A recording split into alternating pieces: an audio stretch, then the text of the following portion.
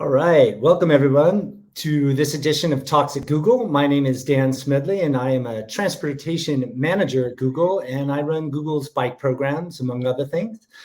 Today, we are talking to Kristin Armstrong, a former professional cyclist and three-time Olympic gold medalist in the individual time trial. Since retiring from professional cycling, Kristin has been coaching, and she's also an entrepreneur, where recently she created a company called Pivot Lifestyle and Fitness, which empowers people to take care of their whole selves within an unmatched culture of support. We're going to talk a little bit about that with Kristin as the show goes on. So we're going to do 30 minutes Q&A between myself and Kristin, and then we're going to open it up to audience questions. So if you'd like to ask a question, please ask that question in the YouTube chat feature. So let's get going. Let's welcome Kristin. Hey, Kristin, thanks for joining us. Hi, Dan. Thanks so much for having me today. All right. Well, the Olympics are now in their second week, right? And so much has happened. Has anything in particular stood out to you about these games? You know, there's just so many things about these games that I can talk on about forever. But first of all, just the anticipation coming in and having that postponement of the games from 2020. And we're still calling it the Tokyo 2020 games, but we are into 2021. I mean, we're all happy we're into 2021 with 2020 behind us, but the athletes themselves, I mean, the anticipation coming in. And then really, I think the biggest thing, not to get so into the nitty gritty of each event and what I've seen, but the overarching just eye-opening awareness around mental health. I think not just for an athlete, but you think about what has happened during these last 12 to 18 months of our lives globally. And I think that just the mental health discussion and finally being able to open up about a topic that so many of us are not comfortable talking about. Yeah, it's been amazing, and we're going to get into that, of course. And we're going to talk about some resiliency, and we'll talk through a couple of different examples that you've had in your life. But before we go there, I do want to ask another couple questions about that Olympic experience, because you're an insider. Many of us just watch the games and it looks very well produced, but you've been there behind the scenes. With all the COVID protocols in place, how do you think this Olympic experience is different for the athletes? Well, you know, we have to think about the athletes that are there. We have to look at them as kind of being in two buckets. We have the first time Olympic athletes, and then we have the athletes who have been there before. Right. So I would say that the first time Olympic athletes have no idea what it's like otherwise. In fact, leading up into the Olympic Games, whether it was the trials for their sport or a competition, most competitions in 2020 didn't have any spectators. So a lot of these athletes they kind of had 12 months to get used to nobody really being watched or kind of the fake noise happening behind them. But if you talk about the veterans, the people who have become Olympians and have gone to, this is like their second or third Olympic Games, I think that this is a very, very different experience. I think that the community, the crowds, and really what the Olympics are all about, it's about the culture and meeting people from different countries. And right now, we're basically, all the athletes are in the Olympic Village or the satellite Olympic villages across the outskirts of Tokyo, and they're basically being told to social distance. We don't go out, we don't go to the cafeteria and hang out and play the guessing games of guess what sport that person's in. We used to sit in the cafeteria for hours thinking, is that person even an athlete? Because they'd be like in a line at McDonald's for like an hour. And so we used to sit around, and this is what we used to do. And now it's sort of like this, let's pick up our food and walk away because we've been told that we need to come in and we need to come out, and we shouldn't be sitting there for too long of a time. So it is very, very different. We can take it to even when you're winning your medal, one of the best moments is being on the podium and listening to your national anthem. And now you have to actually take your own medal off of the tray and put it on you. And so I think that it's been difficult, but again, the first time athletes don't know what they're missing or how it could be different. And those who have been there time over time, they know exactly what's missing. Right. And you are working with a couple of athletes that are competing, right? Have you been in contact with those athletes? Maybe you can explain who they are and kind of the feedback that they've been giving you about these games. Yeah, absolutely. So I coach two athletes in Tokyo. One of them both of them have had their competition. One had their competition last week. Her name's Haley Batten. She's a mountain biker. And really the cool story about Haley Batten is she's a 22-year-old mountain biker. She's actually grew up in Park City, but now her family lives in Santa Cruz. And she made the Olympic team. And so a lot of people are like, well, what impact did this have postponing it a year on the Olympic team? Well, for Haley Batten, she wasn't even a conversation in making the Olympic team a year ago. Wow. Okay. So it was a blessing for Haley because because of these extra 12 months, she was able to hop in. Well, I can tell you that with the weather and how hot it is in Tokyo, we spent so much time around heat and acclimatization and acclimating. And just like any athlete's ready to endure, the morning of her event, a typhoon comes. And so the mountain bike course is so technical. If you saw this course, it's so rocky. And she woke up to torrential rain. But the difference with Haley is she is one of those athletes who takes adversity and says, we haven't trained just for this course. We've trained for adversity and to show up and to be as mentally tough as possible, no matter the competition.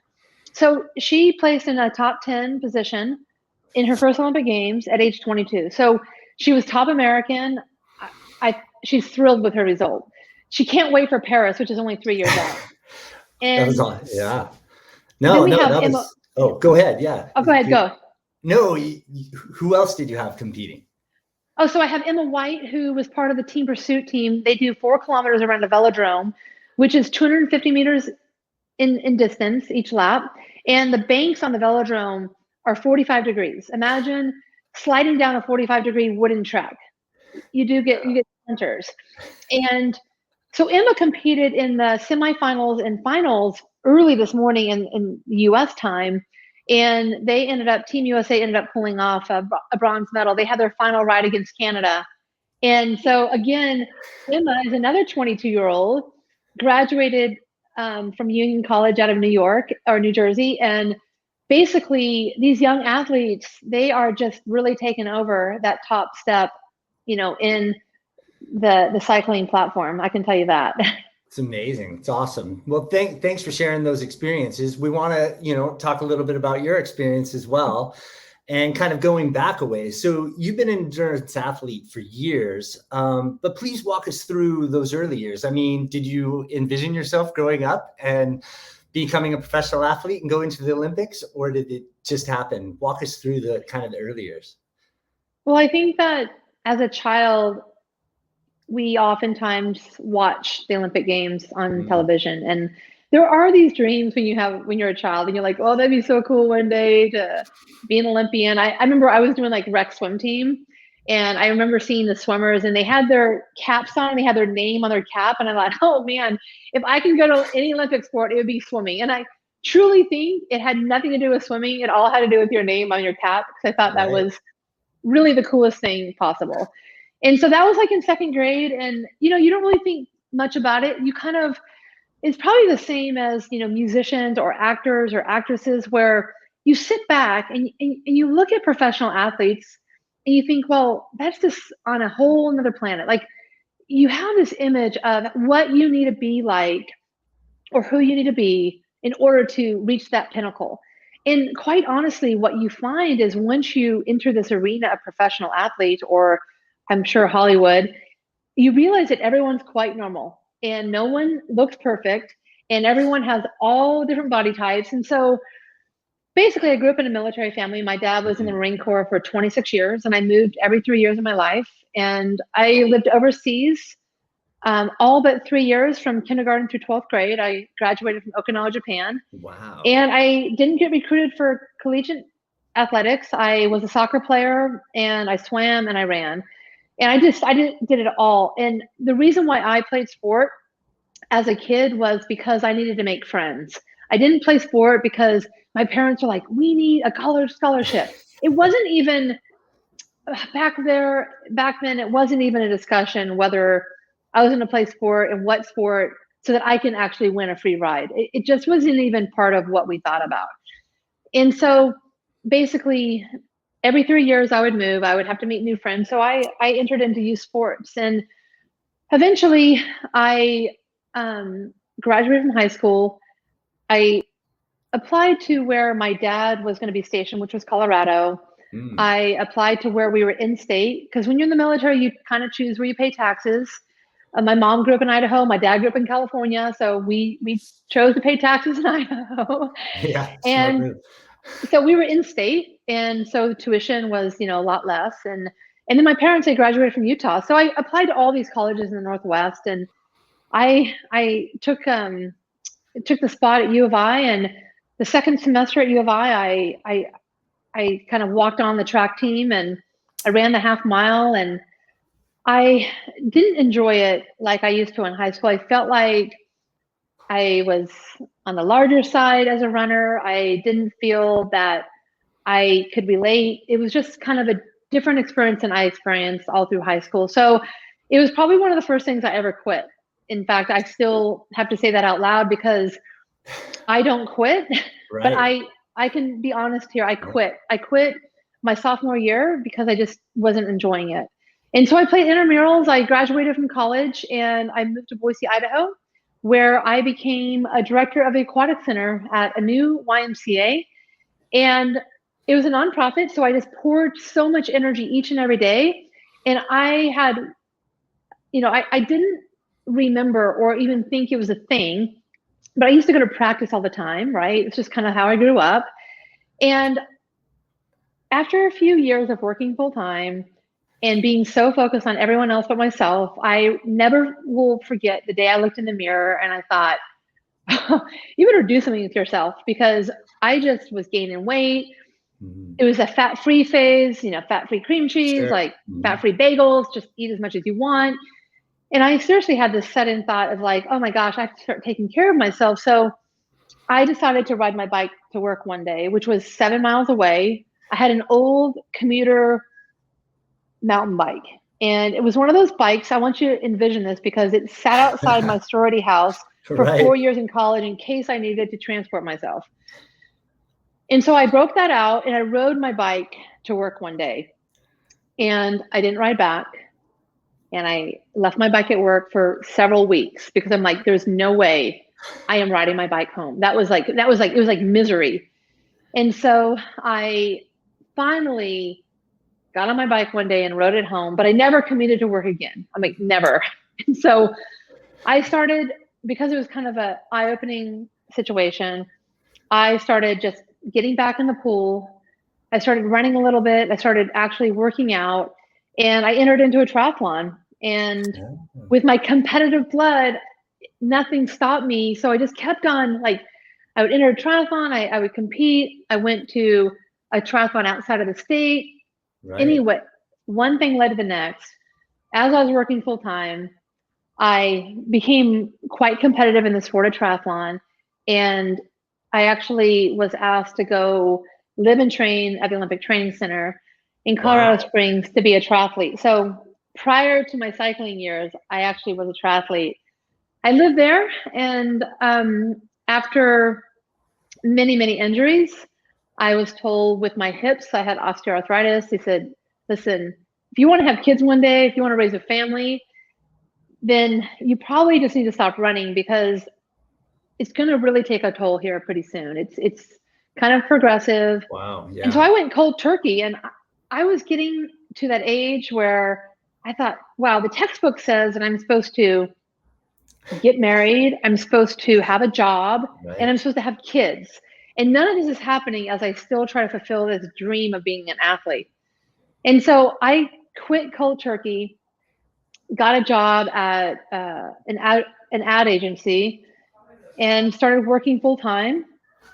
And then this is crazy, but in Idaho, the largest women's cycling race around the world, across the world, came to Boise, Idaho. It was called the HP Women's Challenge. Okay. And I used to watch these women. They were like my idols. Right. And I was working full time, and I had a local team come to me and they said, we got an invite. And I'm like, an invite to what? And they're like, to the race. And I said, that's awesome. Like, that's scary. These women are professional cyclists. And they said, well, will you be on our team? And I said, not in a million years. Like, wow. it was kind of like, I Yeah. called it the token local team. Like, we got this like invite because we were the host state. So They didn't want you to ride your old commuter mountain bike, did they? Right? They had a bike for No, you. exactly. I could have busted that out. And so I don't know who eventually talked me into it, but they twisted my arm. I would take, basically every night I would put a headlamp on and I would just go train. And then on the weekends I would go and I'd memorize all the mile markers for all the routes. And I basically took all my vacation days because the event was 9 days. And I memorized the mile markers because I thought, well, when I get dropped, that means like I can no longer stay with a group of cyclists because they're so good. I at least know how many miles I have left in the race.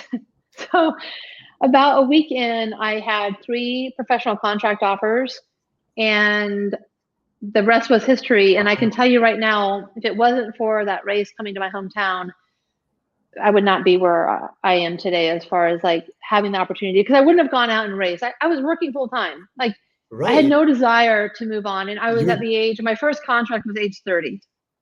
Wow, that's an amazing story. So, but I want to talk a little bit about that diagnosis of osteoarthritis. So you were kind of, hey, you were gaining some momentum, triathlon, you're going, and then you get thrown this curveball, I guess. What kind of impact did that diagnosis have for you on your, this is part about talking about resilience. How, like mentally, how did that impact you?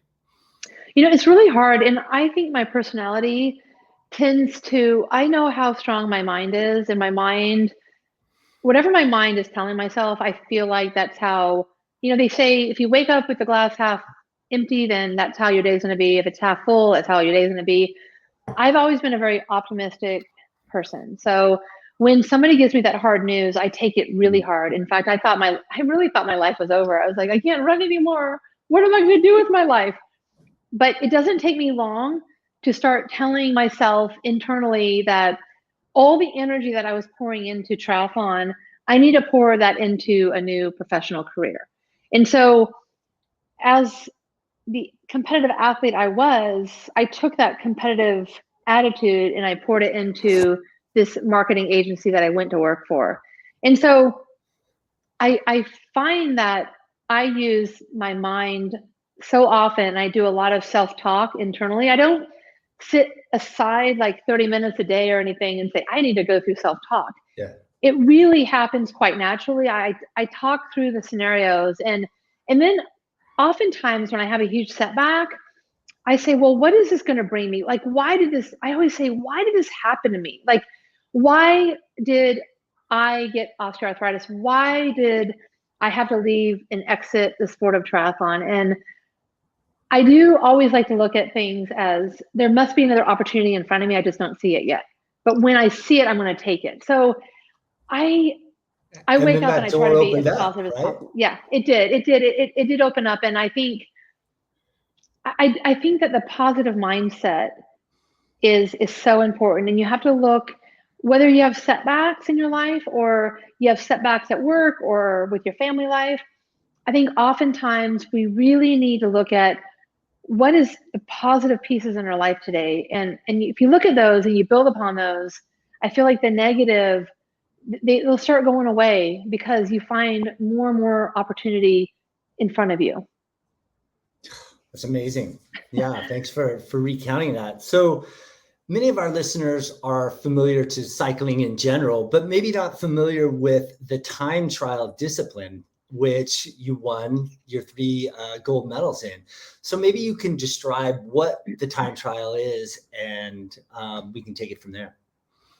Yeah, that's a great question, because there's a lot of disciplines within the sport of cycling. So one of them is the time trial, and we consider that under the road racing umbrella. And I also used to road race, which most of us know or are familiar with at some point, the Tour de France. So a road race is when you have a huge group of people, the first one across the line wins.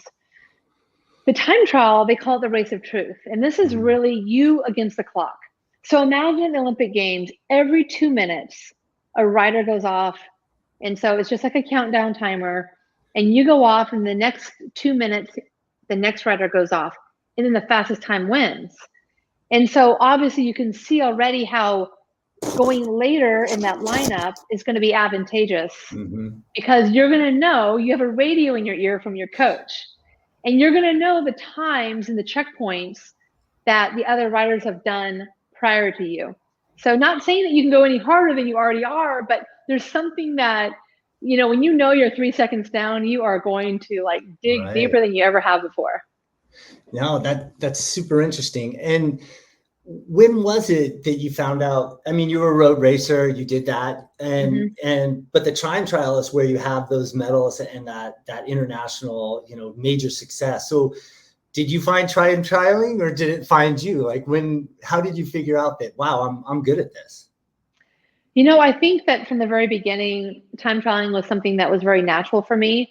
And I think I go back to the mindset it takes to be a time trialist. It takes a lot of focus, and it takes embracing, I love to say this, but it takes embracing pain.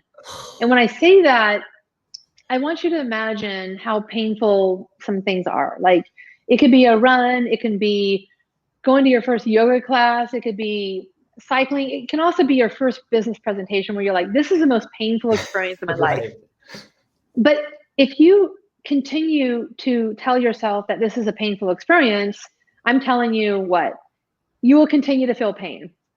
So in the sport of time trialing, I would actually embrace pain. So I always believe that no matter what, whether it's you racing, whether it's you presenting, whether it's you doing something that you're very uncomfortable with, there's going to be pain involved. So you just have to accept that from the beginning. But if you can accept it, it almost goes away. But if you fight it, it doesn't go away. So I feel that when I would go out by myself and do intervals or different workouts that my coach gave me, it was almost like, how bad can I hurt? Because the quicker the pain comes, the quicker that I'm in the zone that my coach wants me to be in. So it's interesting because if you're doing a presentation in business, you're thinking, oh my gosh, I'm in front of a couple hundred people right now and I have to present this big deal. And what if the quicker this intensity comes, the more relaxed you are. But if you continually present and you're fighting the pain, you're like, this is horrible, this is horrible. I told you earlier, truly your body follows what your mind is telling. And so I think the time trial, what makes it so unique and what made me sort of a natural was I had no problem with bringing myself by myself to a pain level that I don't know how to explain it. It's almost like I had no pain filter. It was just, wow. I just accepted it. I don't know if it's one part admiration and one part being scared, because it's not a place that people like to go, right? Yeah. It's not a place people like to go. In fact, I have a lot of teammates who have asked me over time, they go, what's the trick? Because I'm a really good teammate and I hurt really bad when I'm with my team and I have to deliver for my team.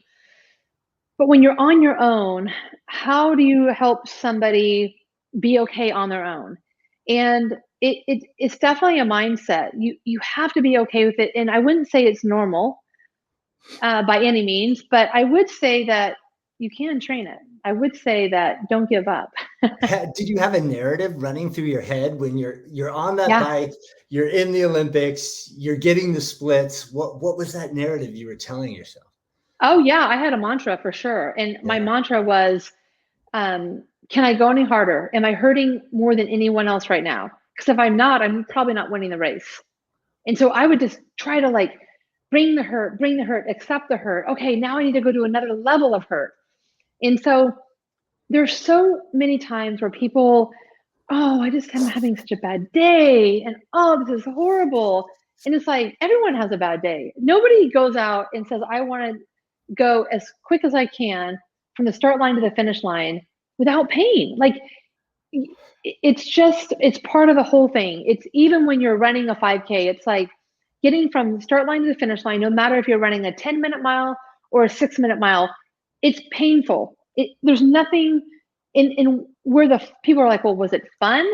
Yeah, where the fun comes, right. The fun comes in the journey leading up to it, because the process and all the things that you have to uncover to find how you can be the best in the world is such a fun process that if you're just looking for the outcome, the pinnacle of whatever you're going after, it's almost not worth it because that's just an idea.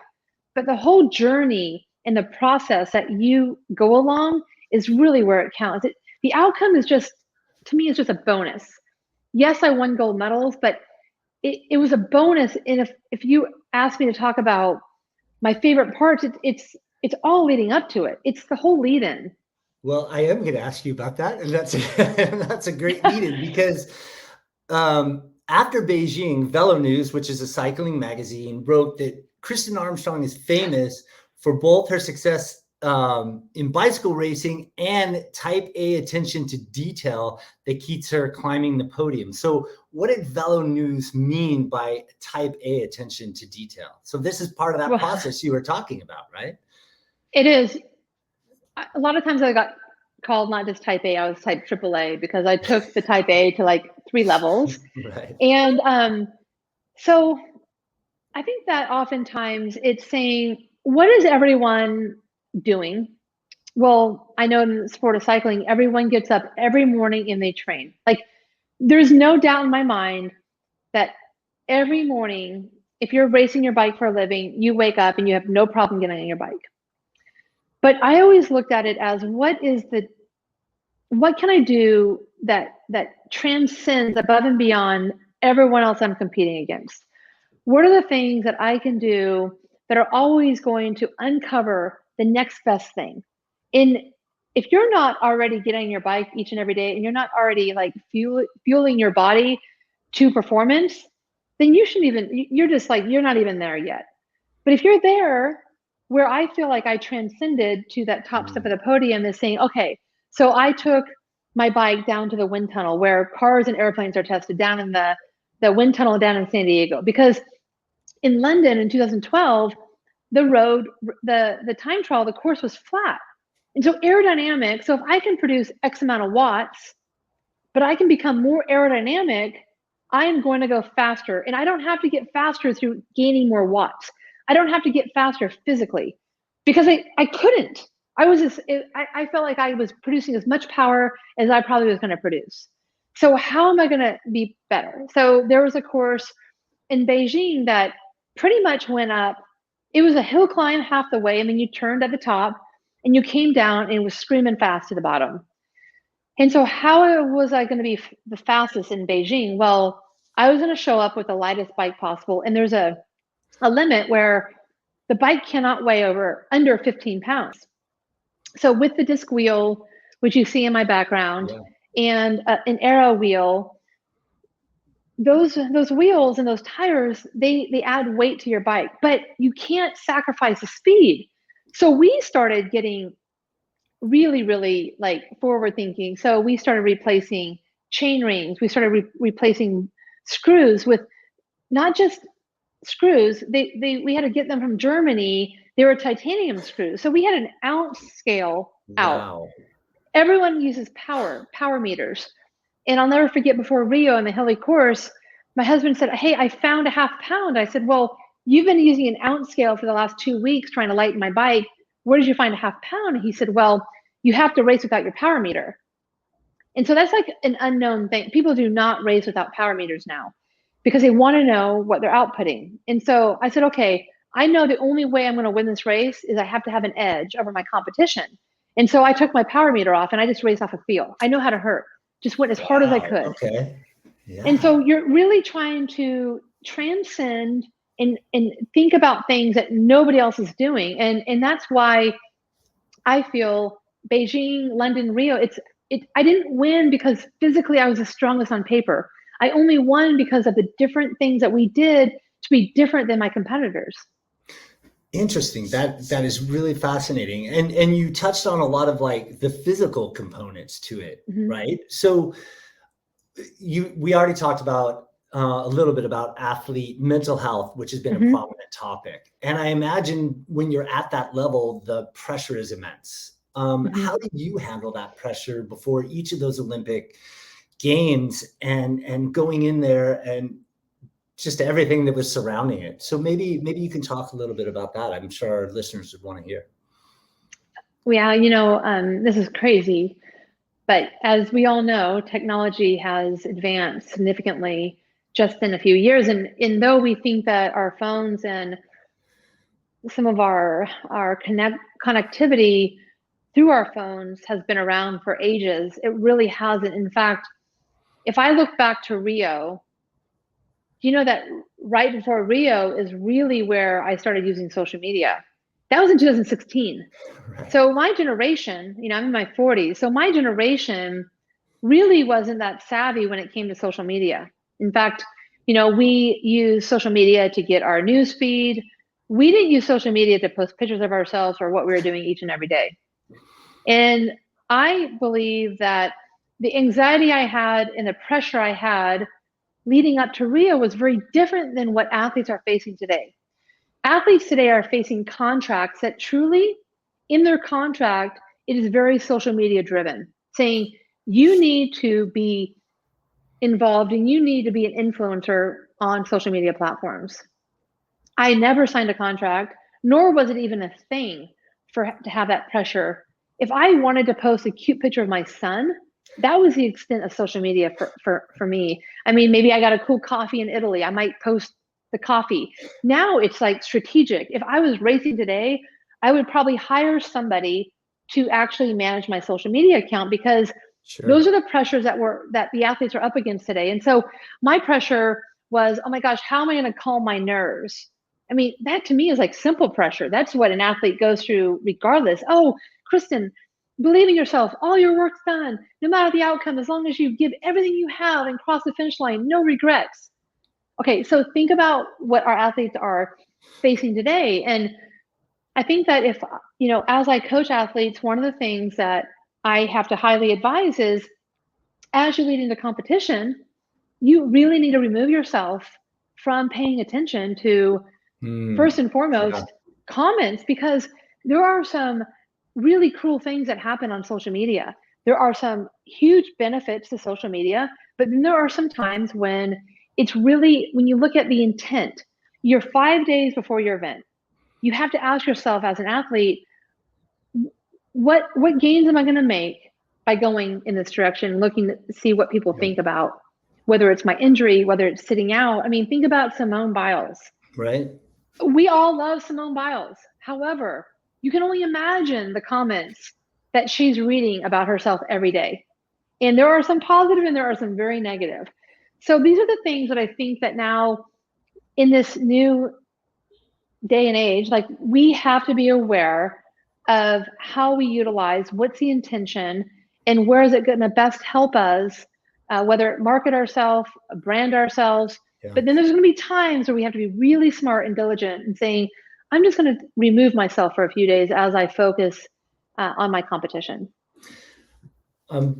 Looking at a time check, we have a little bit more time. I do want to ask a couple more questions, but there's a prompt. Please submit your questions in the YouTube chat window, because we are going to be going to audience questions in just a minute. But before we go there, I want to talk about kind of the ins and outs of the 3 games, because I believe that after Beijing, you announced your retirement. Is that correct?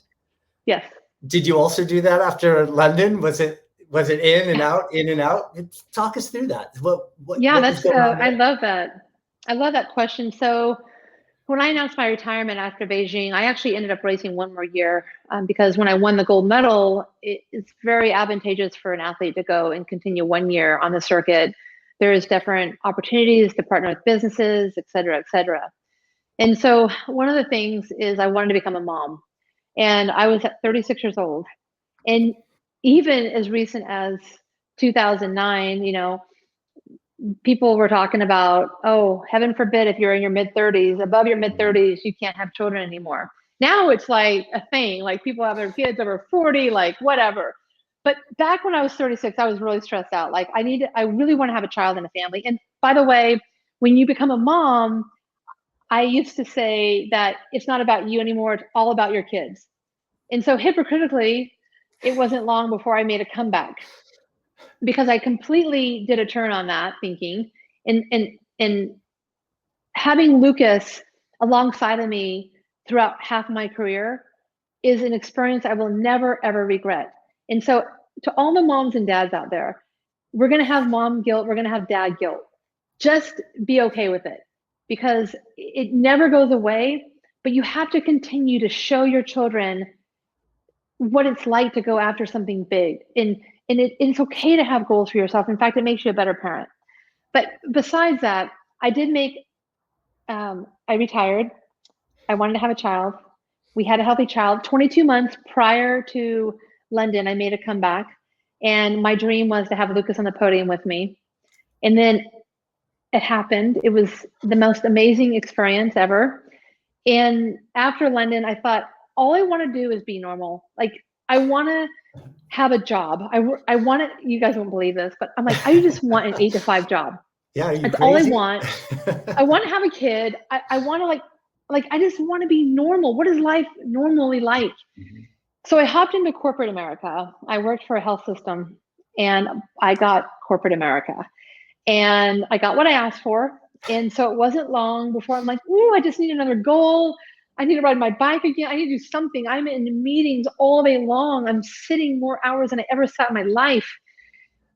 And so one thing led to the next, and I kind of hopped in some races working full time. And 15 months before Rio, I'm like, I'm making a comeback. I'm gonna do this. And it was a huge risk. I don't even know, when I think back, I'm like, what was I thinking? That was crazy. But that's sort of my story. And plus, I was competitive with Brett Favre, and he already had 2 comebacks. So there you go. Nice. And you mentioned Lucas was with you. So did the family travel with you to London and to Rio, and they were there every step of the way? They were every step of the way, good or bad. I'll never forget the first trip. I showed up to the airport with a pack and play and a Bob stroller, and I'm like, are my bikes with me? Because I can't even think straight right now. And I remember finishing a bike race, and my husband would push Lucas towards me. There wasn't a moment of rest, but again, really highs, really lows. Yeah. But in the end of the day, when I look back I talk a lot about the journey, and I would never take that. I would never go back and do it any other way. That's amazing. I do want to, before we go to the audience questions, and sorry if we're running over a little bit, I have so many questions. I do want to talk about your current context, because you are an entrepreneur. Company is Pivot Lifestyle and Fitness. And you've had to learn about resilience in a whole nother way, right? With COVID and all of this happening. Maybe you can talk a little bit about that business and kind of how you had to manage through COVID and the shutdowns and everything. Wow. And just so you know, I named my business Pivot before any of this happened. Perfect name. I'm like, and now everyone's using Pivot, but I can only tell you that resilience with a capital R. Like, I'm telling you, I've never worked so hard in my entire life than I have in the last 12 to 18 months. I opened a fitness center. You can imagine brick and mortar fitness center, high level. Yeah. And about 9 months after we opened our first location, we had to shut down. And my second location opened up in December of 2019. And so about 4 months later, I had to shut down. And so you can imagine what that felt like as a small business owner. And so there are so many people out there that just sat back, and they were almost like, it's almost like you freeze up, you're frozen. You're like, I don't know what to do. I guess I'll just go away and just hope to get some of the relief that the government's offering me. But that's not how my mind is. I had to push through, and I had to literally pivot. And I thought immediately, how am I going to reach my members without having them quit their membership? That was my main goal, is like, how do I have this membership retention without offering them brick and mortar? Like, this is going to be a fun challenge. So immediately, like 2 days after closing down, I have live classes, no joke, that I'm offering online. Just like, I mean, my coaches can go into the studio, and they were just coaching, like, and it was consistent. So we were coaching 2 classes a day, every day, so that our members can just join us, because there's a lot of fitness apps out there, but really to have that face-to-face connectivity with the coaches, is completely different than having like some random person from, across the country. And so we just got on it really quickly. We talked a lot about being a small business. We talked a lot about being a local business. Yeah. And so Boise really, really showed me how much they get behind. I had very, very few members. When I say few, I I didn't have the percentage of members I thought that would quit. They actually stood by me along this hard times. And then we also developed an app that now we can deliver online coaching, and we also have online programming that people can purchase. So we pivoted really quickly. The other thing that we've done in recent times, now that we're back open, and our membership is actually higher than it was prior to closing down, which is really good news. But we also just launched Pivot Health, and Pivot Health is now addressing, we have a mental health specialist, we have providers doing wellness exams, and we also have a registered dietitian doing nutritional therapy, which are all billable services we're now offering to our community, because we know that what's happened to us in the last 12 to 18 months has really put a kind of a stall on our physical health and our mental health. So we want to help our members not just come in and like work out. We want to help our members from the root really become, kind of live their best life. So anyway, being an entrepreneur right now is not an easy. It's just not easy. But it's again, it's just waking up and knowing what can you do to be your best. And again, maybe this is a challenge I needed to not come back to Tokyo, because I did not make a comeback. And so it has been challenging enough for me that I feel like business survival has been the pinnacle. Winning a gold medal was the pinnacle of sport, and now surviving, or even what someone best told me, they said, Kristin, just surviving COVID is a gold medal in business right now. And so I loved how they said that, because we as competitors want to continually be advancing, but they're like, even surviving and treading water right now in your business is a win. So we have to remember that. We can't have too many expectations, though we want to keep pushing, but we have to remember there are not a lot of survivors from this pandemic. And that's a hard thing to say. Well, congratulations on the pivot, the successful pivot for you. That's awesome. Let's go to some audience questions. I think we're ready. So the question is, how did your fitness goals change after knowing that you are not competing at the Olympics anymore? And how does your mindset change to stay active?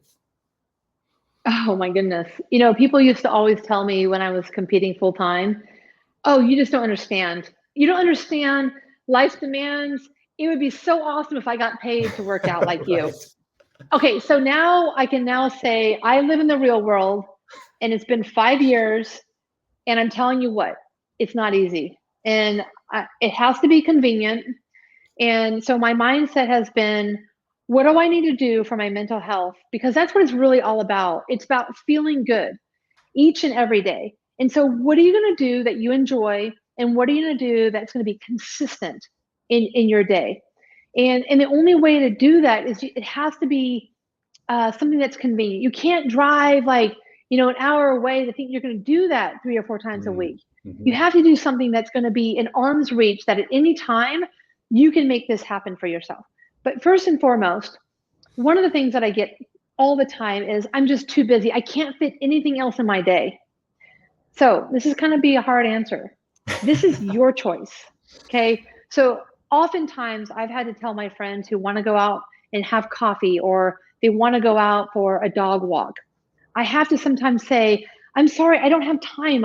And really, I have time, but I need to have that time for my hour bike ride that I get out, because it clears my mind. It gives me the physical endorphins that I need. The other thing is as we go back into kind of a commuting mode, like if you've been at home and it's been so convenient, I've had people come to me and say, okay, so now I'm back in the office and I've put on a bunch of weight, because it was so convenient being at home and working from home that you can kind of sneak out, get your workout in, come back and feel like nothing's ever changed. Now you're back in the office. And so one of the things that you really need to be mindful of is, how are you going to fit that in your day? You have to bring your workout clothes with you in your car. It is just a thing. Don't think you're going to go home and get your clothes and be so motivated you're going to get back out there. So you have to make time. And sometimes I always tell people, you have to make time enough to actually put it on your calendar. If you put a meeting on your calendar, it's just as important to put your workout on your calendar. And I guarantee you, Google, like any amazing company is going to support this. They are going to support this. It's deep down in my heart that I know this is true. Yeah, well, hey, that's what I do. I put it on my calendar, and my boss is very supportive. So there you go. I put it on my calendar now. I'll look and I'm like, what is this? Oh, it's my workout. Kristin, you better get out there. Time to go. All right, let's move on to the next question. All right, from Teresa, thanks so much for chatting with us today. Yes, loved watching you race in London and Rio. For any workout, what does your pre and post nutrition routine look like? Great question. That is a great question. So I can talk about nutrition for a long time, but I will tell you that depending on what time of day you're working out, your pre and post nutrition is going to look very different. But I will tell you that your post nutrition should look very similarly no matter what time of day it is. So my simple tip to everyone that works out morning, noon, or night, within 30 minutes, get that 20 to 30 grams of protein in your body. Don't worry so much about getting that carbohydrates. We have no problem, I promise you, with getting a meal in. Like, that's not our problem. Our issue is that we are not recovering our muscle, our breakdown that happens in any workout we do. So when we talk about pre-workout, so if you're like myself, sometimes I wake up and I get on a bike indoors and I ride for an hour, but it might be at 6 a.m. And people are like, well, do you get up and you eat a full meal? The answer is no, I don't. And I'll tell you why. You have glycogen storage that's actually going to support you through an hour workout. However, if you have the ability to have like a quick snack, like a banana, or you can hydrate yourself or have a drink that has some calories in it, that's going to help you feel better. However, what you're doing is you're fueling yourself, not because you're going to empty the tank in an hour. You're fueling yourself for the rest of your day. So if you start fueling yourself before the workout, you're going to feel better at noon than you did if you didn't do that. If you get up out of bed, you get your coffee just like I do. I hop on my bike and I ride for an hour and I feel like what's going to happen to me after this bike ride. If I have some sort of caloric intake, either during or before, I will feel better in those next coming hours. So you're already kind of recovering your body prior to starting. So if you are going to go out for a weekend warrior kind of effort where you're like, I'm going to get it in this weekend, I'm going to go out for a couple hours, whether you're hiking, running, riding, whatever you want to do, then you want to fuel yourself. I recommend 2 to 3 hours prior to, because you don't want that intestinal disruption. It ruins your complete day. It's a horrible feeling. But I do things that are kind of a mix. I find that your sugars, your glycogen levels will stabilize if you have something that has carbohydrate and protein. So it could be toast with eggs, but if you just have like eggs and avocado, I can tell you right now, you're going to have like low energy. If you just have like cereal, you're going to have these big spikes and you're going to come down. So really everything, you want to have a little protein, a little carbohydrate, a little fat, and that's going to fuel you for a longer duration. Awesome. Next question, please. From Peter, what do you think the USAC can do to better promote diversity? Yeah, I think that, the Legion team has taken on that task right now as far as promoting diversity. I know that they're getting out to a lot of kids, and I know that their team themselves has really taken a huge stance. They have a lot of sponsors behind them. But as far as USA Cycling goes, I think that, they need to create, opportunity for everyone from all different backgrounds, because we know the sport of cycling, there are limitations in the cost, affordability, what your background is. And we can also talk about opportunities, depending on where you live, there's going to be more opportunities than others. And so I think that even having more opportunities, I always talk about, if there's not opportunity, then you're not ever going to be exposed to that opportunity.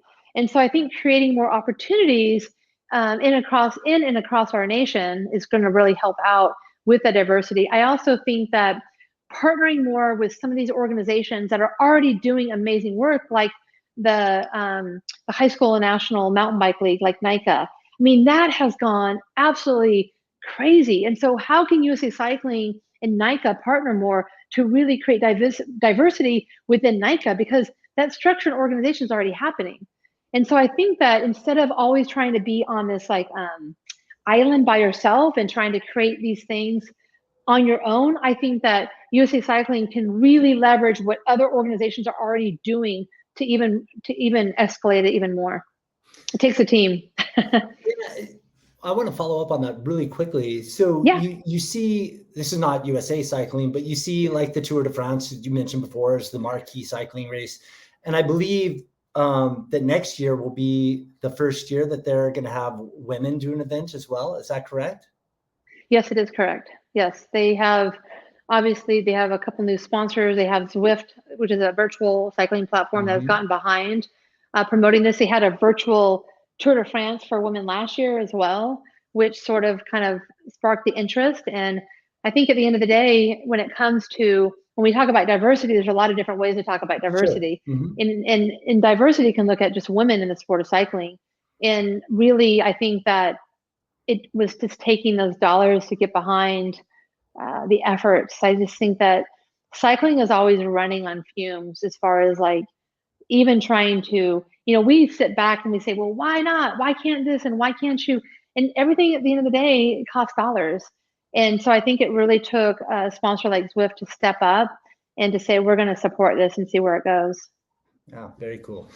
All right. It looks like we have one more question. All right, from Theo. What could be done to help more kids, juniors, into the sport? Thoughts on specialization early, track, for example, versus exposure to a range of cycling sports. So you touched a little bit on that with the mountain biking, but maybe you can expound on that with this question.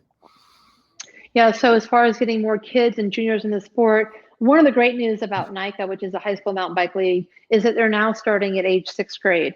And so it's no longer just high school, it's actually going into junior high or middle school, depending on where you live.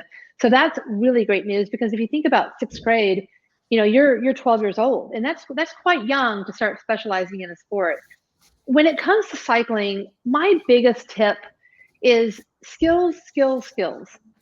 Quite often we have these engines of athletes. So we have soccer players that get injured, we have runners that get injured, and they always land in the sport of cycling. However, the skill set doesn't necessarily match the engine.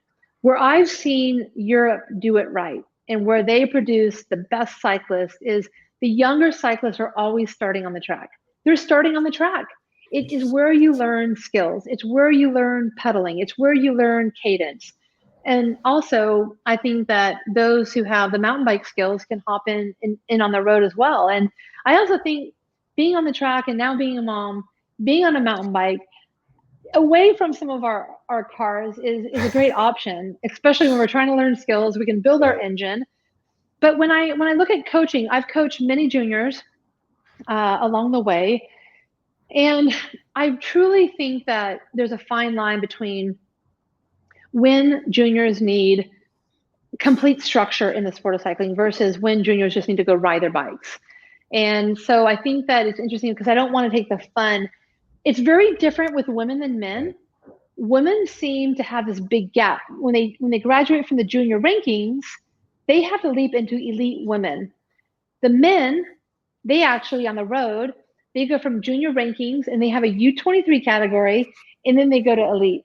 So a lot of times there's a nice transition for boys to go into the U23. For women, imagine an 18-year-old girl racing with a 30-year-old woman. Right. Like it's really developmentally very, very different. And so they have a lot of these things figured out in Europe, but in North America, we're just figuring this out. And I think that the funnel with youth is going to be through NICA. When it gets under the age of 12, I think that this is what I'll always say, your heart and lungs don't know any different. I say, have your kids play ball sports. I say, have your kids go out and be on swim teams. Just develop them as just natural athletes. Build character, learn not to quit, learn to be honest, learn that discipline. And when they want to ride the bike and they want to train on a bike, it's a perfect time in that 6th grade year to kind of get connected with that local high school team. Good advice. We did have one more question come in. Do you have time? Yeah, absolutely. Let's go for it. From Becky, gravel. All right. Seems to be the new hotness in the US. It allows more participation from a broad community than traditional racing. How do you see this influencing the higher level of international racing? That's a great question, Becky. When it comes to gravel, what I've learned is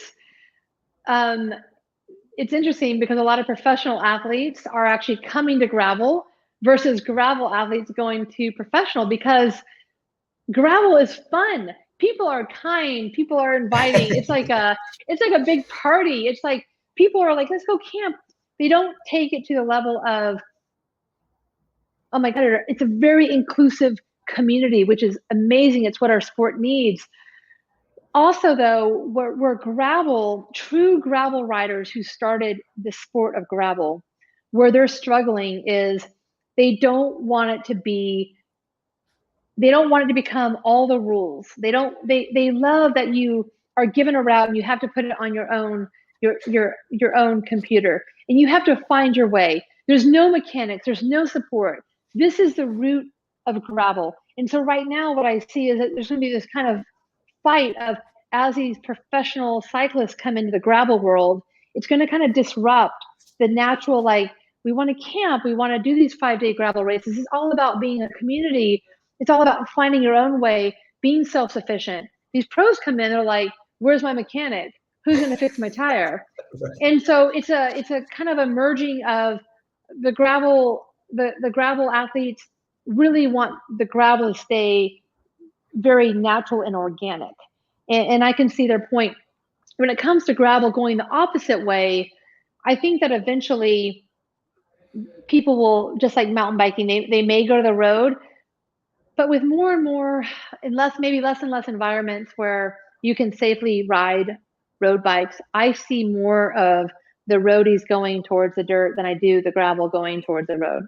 Yeah, right. I was wondering if you're going to touch on that, because it is nice to be off the roads and not interacting with the cars and kind of out there in nature. And I bet you Boise has amazing gravel riding. Oh yeah, yes. Boise has amazing gravel riding, and we have amazing single track. In fact, about a quarter mile from my house, I have about 185 miles of single track.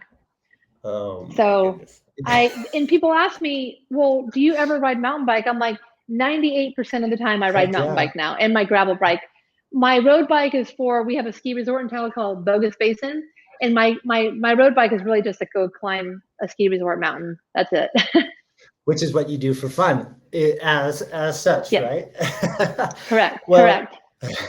Well, we really appreciate you taking the time to be with us. And I do, as a transportation manager at Google, I would be remiss to point out that Kristin was a bike commuter at one time, even if it was on an old mountain bike going to work. So dust off that bike and take that bike into work next time you're going into an office. But Kristin, you never know. It might lead you to the next professional contract. Yeah, exactly. Thank you so much for being here. Really appreciate the insights. Fascinating conversation. Your stories were very inspirational. So thank you so much for joining us. Thank you. Thanks for having me.